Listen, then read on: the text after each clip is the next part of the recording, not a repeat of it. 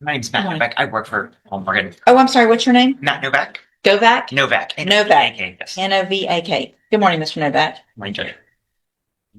And sir, are you William Nesbitt? Yes, ma'am. And this is clause number 23, DCCR 2098. Mr. Nesbitt's charged with aggravated promotion of prostitution from February 5th of 2023. And what is the announcement? At this time, we are not ready. And I talked with the state. There's a newly assigned case, so we're fine with giving the state a chance to review everything and then go from there in terms of doing a plea negotiations position. And the reason, Your Honor, I noticed there was an offer made back in June of 24. Of course, that was before the arrest and incarceration in Harris County. The reason that Mr. Nesbitt's bond had been revoked and increased. Okay. And so I need an opportunity to review what's taken place Sure. with TDC and make a new offer, because obviously the 5-year TDCJ is off the table after that. Okay, so let's do this. I'll just do a normal reset, about 30 days. Give Ms. French some time to get caught up. She'll send you guys over, I'm sure, whatever information she has in an offer. Make sure you stay in touch with your attorneys so that once they get that information from Ms. French, we can get an announcement at that next court date. Yes, ma'am. All right, we're free to go. Thank you. Thank you. So are you Jacordi and Guillory? Yes, ma'am. All right, this is 23 DCCR 1225, and then we also have 26 DCCR 0631. Y'all can have a seat. And one more thing. Can do it from here.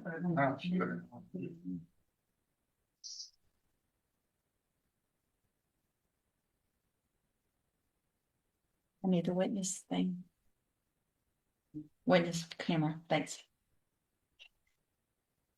So we were previously in court in cause number 23 1225, and there is a I'm getting there, y'all. Motion to revoke unadjudicated probation. Looks like Mr. Guillory is on probation for evading arrest or detention with the use of a vehicle and was placed on a 4-year deferred probation. Entered pleas if true in that motion to counts 3, 5, and 8.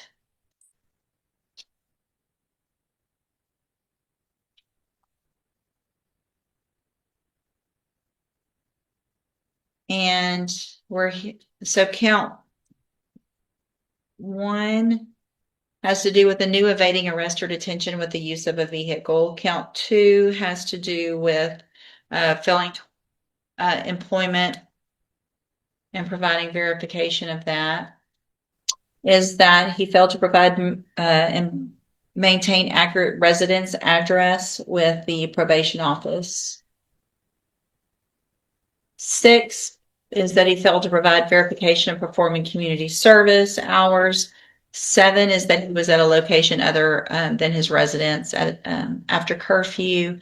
And then 8, which is one he pled true to, was fees. And so y'all remind me, we're here. Ms. Malfina's state has witnesses with regard to at least some of those. Is that correct? Yes, Judge, I would ask, please, that the court take judicial notice of the original PSI and cause number 23 DCCR 1225. I have a hard copy here for the court if you'd like to review that. Let me, should have it here. I've got mine. I'll print it out. It's got my notes on it as well. So, And also, Judge, just to refresh the court's memory, this was set last week. We had a corresponding officer, for lack of a better term, that was going to be here on another hearing today. So I asked the court to put this today just because that officer who works graveyard is going to be here already. That case has since been moved to a later date. The arresting officer in this case, the one named in the new evading officer laws, possibly due to no fault of his own. I just want to make it clear that it was me who requested this quick turnaround and probably inconvenience to everybody. So that's totally on me.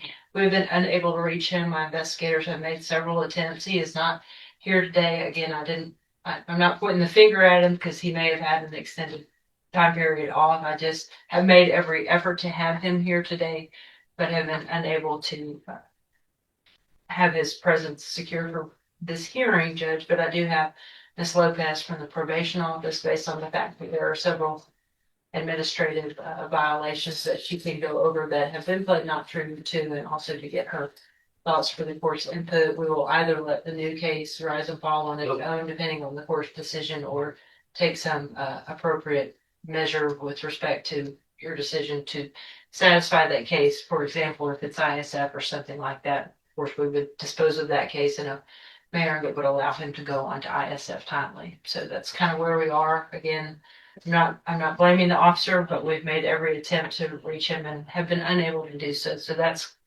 I don't have a lot for the court, but that's what I'm doing.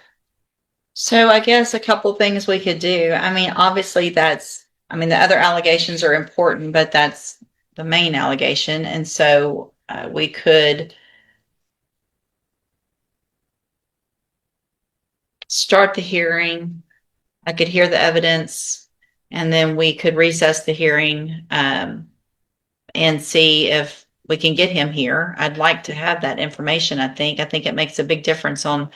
I mean, primarily because what he's on probation for is evading arrest with the vehicle, and the new alleged offense is another one.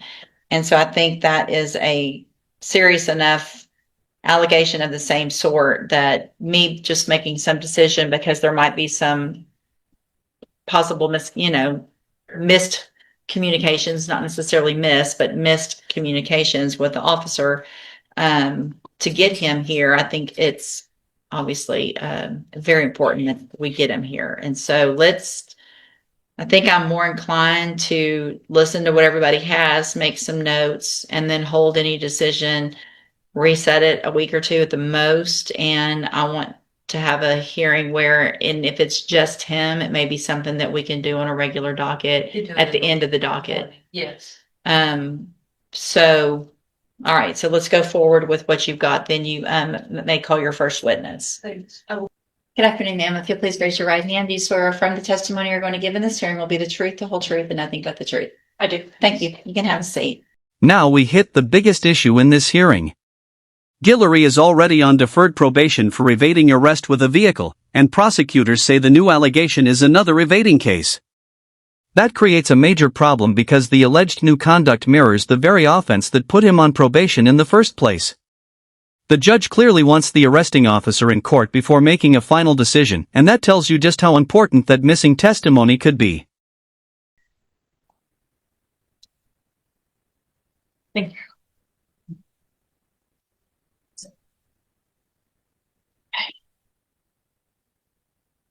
You may proceed. Good. Ms. Lopez, please state your name for the record. My name is Rachel Lopez. And how are you employed? I am a probation officer with the Jefferson County Probation Department. And as such, do you have an opportunity to supervise an individual by the name of Accordion Dion Guillory? Yes. And do you see Mr. Guillory in the courtroom? Yes.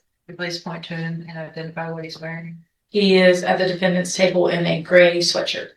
Your Honor, may the record reflect that Ms. Lopez is identified the defendant. The record will so reflect. And Ms. Lopez, obviously everybody is aware for purposes of this hearing, the nature of probation and what rules and regulations individuals are ordered to follow based on this court's probation is to commit a new offense clearly against the rules of probation. Yes. You have alleged in the motion that Mr. Guillory has committed the offense of evading detention in February of 2026. Yes. And it is also the underlying type of offense for which he's in probation and has been on probation for only 1 year. Yes. With respect to that, do you have any additional evidence based on your own knowledge or review that you would like to impart with respect to that evading, or should that better come from the officer who stopped him? It should better come from the officer because the only thing I do have is the officer's report from that evening. Okay, and in that context, it was reported, and in fact, Mr. Guillory has pled true to the fact that part of that offense involved his being in Harris County, correct? At some point in time, either purchase a vehicle, some point in time, would that in and of itself, which he has pled true to, be a violation of his probation? Yes. Was he also ordered as a condition of this court's probation to work faithfully at suitable employment and provide you verification of such? Yes, he was. And has he done that? No, he has not. And that is in violation of his court order of probation, correct? Correct. And in the same context, has he failed to provide documentation verifying the source and amount of his income, most specifically related to a 2025 tax return? Yes, And did you ask him to provide you this information? multiple times. And he did not. Correct. And would that have been in violation of his court probation? Yes, Was he also ordered by this court to provide and maintain an accurate residence address with his officer so that you or this court could locate him at any time? yes. And did he do so? He provided me an address at each of his office visits, but when he was questioned by the officer in the officer's offense report, he gave a different address. Objection, hearsay. Overruled. So you had the two addresses listed in the motion, correct? The Correct. address there at Rusk and the address on West Lucas. Correct. And pursuant to the totality of this motion, came to your attention that yet another address for Mr. Guillory, which you did not have, had been associated with him. Correct. And again, it's just important that you have that information so that you, any of your officers or the court could find him at any time Correct. for a home visit or any other reason. Correct. Or for instance, if I need to reschedule an appointment, I'll send a letter to that address, the address that I have, so that they know, that by no fault of their own, I'm needing to move their appointment. Correct.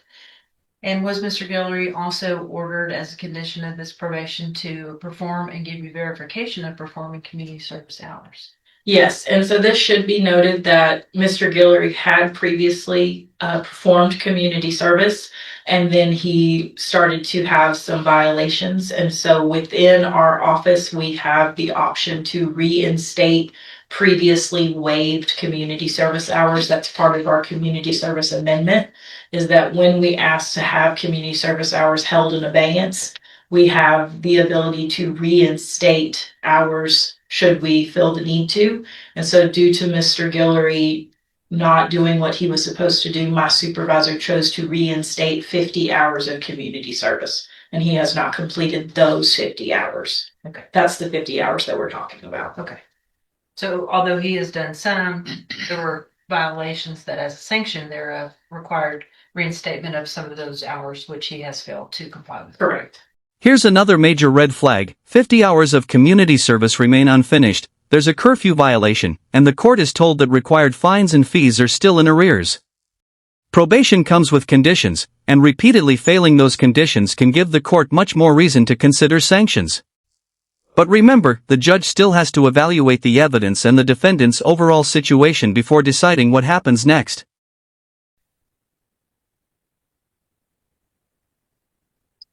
Curfew is a condition of probation, correct? Correct.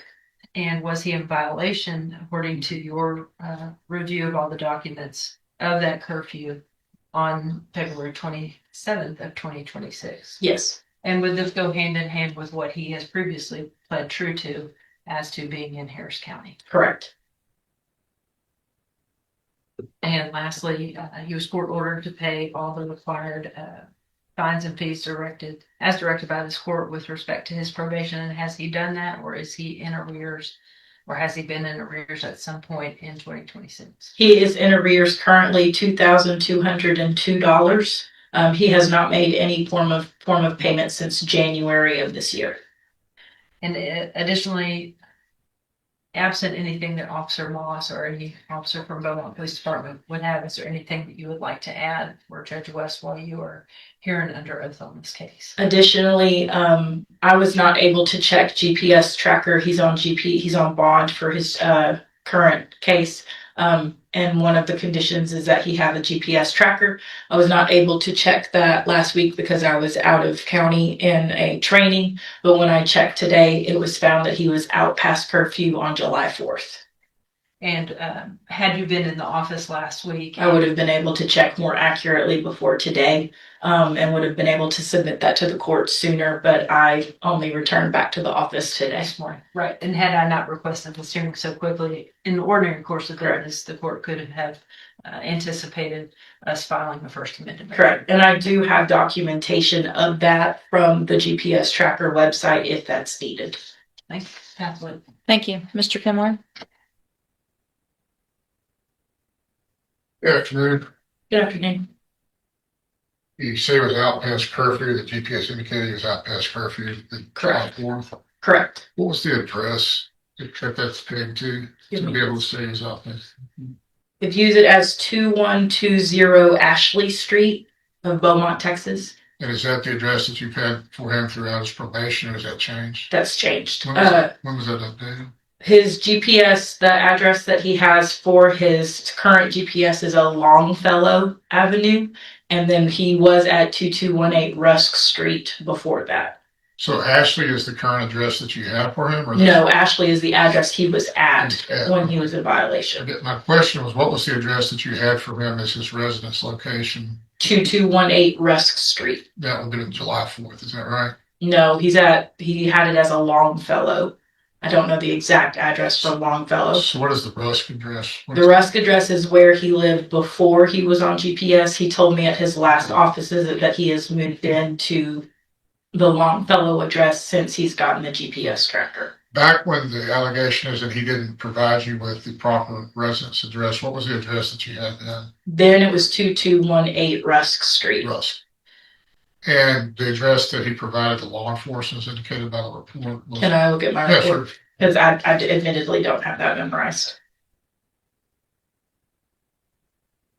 That address he gave was a 2450 West Lucas Drive, apartment 37. Was that where he was located when the officer encountered him? Or do you know? I'm not aware of that. Do you know, I guess the allegation would be that would be the address he was living at, and that wasn't his current address? Correct. That was the address he, at least according to the offense report that I have, he told the officer that was where he was living Right. at that time. And we maybe can take that up with the officer. Do you know have you ever reviewed his state issued ID or driver's license? He does not have one. Okay. Do you know the address that he was booked into the jail under? I do not. Have you ever had mail returned to you from the Rusk address or not? I do not believe so. You ever did a home visit there? Was he there? I have not. So the allegation that he didn't give you the correct or didn't update his residence address is predicated on the address that he gave to the officer. Is that right? Correct. Nothing else? Nothing else. How far behind is he on community service? 50 hours? 50 hours. Yes, sir. And as far as maintaining suitable employment, he never provided any kind of proof that he was employed? He has told me throughout his probation that he is either looking for employment or he is doing side jobs, but he's never given me any proof of that in regards to hours logged or anything like that. And as far as actual gainful employment, I've never received any form of paycheck stub or anything of that nature. Any kind of any indication at all that he's employed at all has been provided? Not as of this filing. Suitable employment, I guess, means legitimate legal work. Something that you can file your taxes for. Yeah, 1099. Yeah. Correct. Passwords. Ms. Malfino? I don't have anything additional. Judge? Thank you, ma'am. His docket. And but before, do you have any evidence then with regard to Mr. Kimler, with regard to any of the other, you don't have any witnesses with regard to the administrative stuff that Ms. Lopez? I would call it for explanation, Your Honor, but would rather call him after the officer. Okay, so we'll take care of that at all at that time. Be very involved in that. Okay, so just to make it, I want to make sure so that if for some reason Ms. Lopez cannot be here, at least for the address. And I'm taking judicial notice of the court's files in both cases, and y'all can figure out where this all came from. But I do have the probable cause from the new offense, and the address on that was either given or given in some type of ID form was the 2450 West Lucas. And the address that you had, Miss Lopez, was the 2218 Rush Street. And then the curfew from July 4th, which do you guys have what I'd like between now and next week? If there's time, do y'all have time? If there's going to be that allegation, if y'all want me to take into consideration an additional curfew violation, get that administrative done very quickly. Can you get that motion amended before next, are you okay going forward next Monday with that addition? So if y'all can get that done, then we can definitely, I can take that into consideration and you can talk about it with whatever you need to with regard to the curfew and the GPS and get those documents, if you would, to Ms. Smallfino so she can make sure that Mr. Kimler gets to take a look at those GPS documents. Okay, so what I'm going to do then is recess this hearing until next Monday during our docket, be here at 9 o'clock, but we'll do it once we have a break that's sufficient enough. Ms. Smallfino, if you find out for some reason from the officer that he cannot be here or refuse, if you need my help on anything, let me know. Okay, thanks. So there's no final ruling today, and that's deliberate. The judge wants the missing arresting officer, wants the GPS information properly addressed, and is allowing the state to amend the motion if the additional curfew allegation is pursued. The hearing is recessed until next Monday, when the court can hear the remaining evidence and make a more informed decision. The big question now is simple: when all the evidence is finally on the record, will Guillory keep his probation? Or lose that second chance?